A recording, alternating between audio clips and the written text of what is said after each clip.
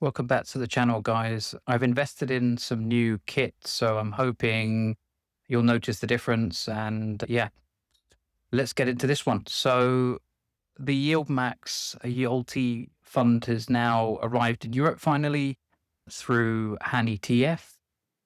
So for those of you that are not aware, YieldMax Ultra Options Income Strategy ETC is now a European listed product designed to generate high income from US-based covered call strategy. So how does the strategy work? A simple flow. ULTY provides European investors with access to specific US-based strategy through a simple structure. The European ETC acts as a wrapper that holds the US ETF, which in turn does the active management. So the European investor buys the ULTY ETC, which then ultimately buys the ULTY ETC, holds the US ULTY ETF, and then the US ULTY ETF executes the actual covered call strategy. So the covered call engine itself, so the core of the strategy is the covered call. This is an option strategy where the funds hold a long position in an asset like a stock and then simultaneously sells or writes call options on that same asset. This process is done systematically to generate income from the option premiums. So they own the underlying stock, so the fund holds shares of a company. They sell a call option, give someone the right to buy the stock at a set price, known as a strike price. They then collect the options premium. The fund kind of receives that income immediately, often referred to as the premium for selling that option. The strategy creates a specific risk reward profile. So the fund earns premium income, which can buffer against small losses and provide income in flat markets. However, in exchange for this premium, the fund's potential upside is capped if the stock price rises significantly above the strike price. So you've almost got that ceiling from the stocks that you own. So the key characteristics, the ULTY ETC provides exposure to a strategy with three main features. The primary one is obviously income generation, so it seeks to provide regular income by capturing options premiums. It diversifies exposure, so it's trying to spread risk across 15 to 30 underlying securities selected for the strategy.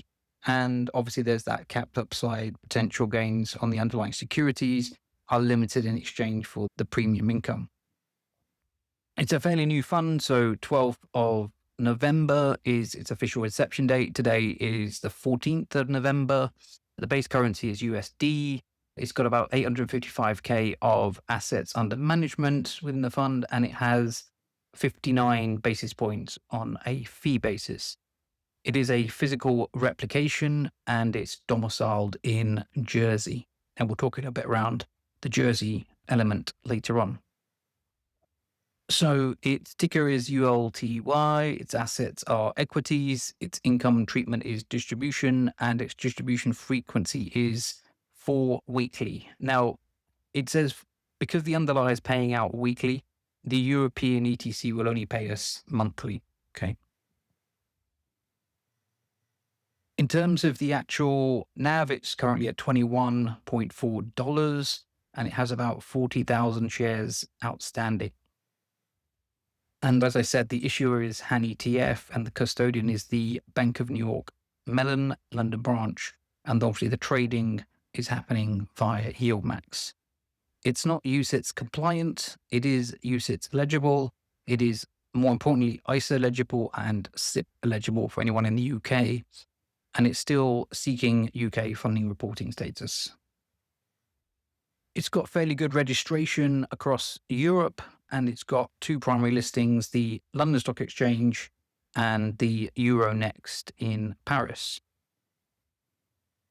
I just wanted to cover off the fact that this is obviously has an underlying that's obviously been out for a while. We've actually got some data. It's not, although the actual fund is new to Europe, the underlying that it's based on is not new. Now, if you were to go and YouTube this or look at social media right now, it's not in everyone's favorite books right now. There's a lot of negativity, and that's predominantly because of the NAV assets. The net assets have declined quite aggressively on this fund. In particular, the markets are generally down today. at the point of recording this. It's a trend that's going to happen. You're distributing large income and then the markets are also down. They have, as of yesterday, I believe, made some amendments to the potential underlyings that they're going to hold to try and stabilize this fund a little bit more and get a bit more appreciation rather than being so aggressive with the cover calls themselves. The data is off their website as of the 11th of November, distribution rate of 70%, 70.5%. And you can see here how the actual performance hasn't been terrible if you'd included total returns, which this chart is actually doing. But we can see the 1 month is starting to look slightly worrying. More importantly, probably for general investors, is the situation happening with the distribution per share. And so we can see this declining distribution per share. And ultimately, when the net assets of a fund decline, typically the distributions follow. And this is obviously what's more concerning for investors. The other element is potentially the return of capital, which again concerns investors. Now, I know that YieldMax keeps saying return of capital is for accounting purposes, but the fund can still lose money on trades and it's still paying out those incomes. So if it's losing money on trades and it's paying income and the underlying is going down, then you're going to see quite a lot of bad performance, unfortunately. And this is where it folds into the actual underlying stocks themselves. There are currently 15 stocks within ULTY. At the time of recording this, as I said, Friday the 14th of November, things will probably change probably by the time some of you are watching this video. Now, some of these names people will recognize, the Teslas, the Coinbases, the Palantirs, but there will be names on here like FM Holdings, Marathon Digital, which some people may not be as familiar with. So again, what we've got to realize is the fact that there are holdings within the fund that some people will recognize, and there'll be some holdings that people don't recognize. Obviously, the idea of ULTY was to take the volatility out of these stocks to earn that very high income that it's been doing.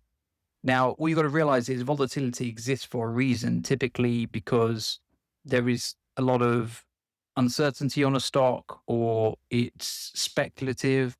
So in the case of Coinbase, obviously Bitcoin that drives it, which is speculative asset. With Tesla, it's run by a CEO who's quite ambitious.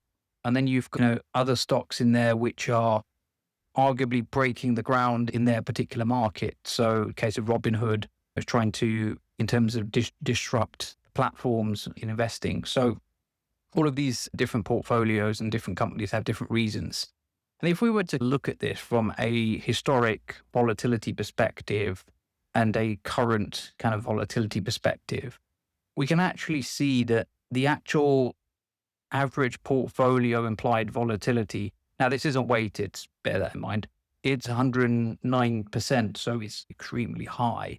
And there are some names in there, as I said, that could lead to a lot of swings just based on small amounts of news. And when we talked about that capped situation, you can imagine if, it went down by 5% and then later on it whipsawed back up to 10%, they're not going to capture all of that. They could be capped out. So you can see how this can erode the natural growth of the fund.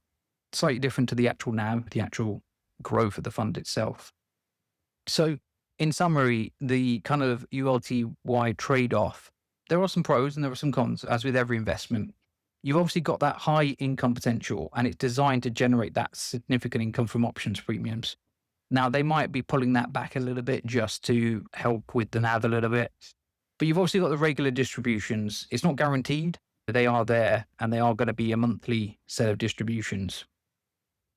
You've obviously got access for European investors now in a way to get access to ULTY. So there's not this very cumbersome approach to being able to get access to this fund in particular. I know a lot of people have tried different strategies to actually get hold of it. So that's no longer needed. But obviously it's capturing the volatility ultimately. So it's actually targeting the high IV stocks to maximize the premium income. Obviously, there's some risks associated to this. So you've got the 30% withholding tax. So I mentioned earlier, it's domiciled in Jersey, not Ireland. And so there isn't a treaty there. And so the distributions may be subject to a 30% withholding tax, which significantly impacts kind of net returns. There's also that capped upside, so you'll miss out on a large sudden stock gain above the call option strike price. And as I said, these are volatile stocks, and that's how they're able to get those high level premiums. So there's probably a higher probability of them going through that cap. There's also a higher probability of them also going the opposite direction as well. So the higher volatility or intentional volatility can lead to the drops, as I said. It's an active strategy, so the fund's performance is also dependent on the fund manager's ability to select the stocks and manage the options correctly. And I think this is where some of the backlash is coming from. Some people think it should be better managed than it currently is. I don't know is the honest answer. I'm not too sure whether I would go for a fund like ULTY. It doesn't fit with any of my current strategies, and therefore I personally won't be investing. But as always, thank you to the 100% Club for getting to the end of this. Note that none of this constitutes as financial advice. Do your own research. Let me know in the comments if you're planning to invest in this fund or you already have invested in this fund. I'll be very curious to see how much of the community are actually investing in this fund right now. Okay, thank you a lot, guys. I will catch you on the next one.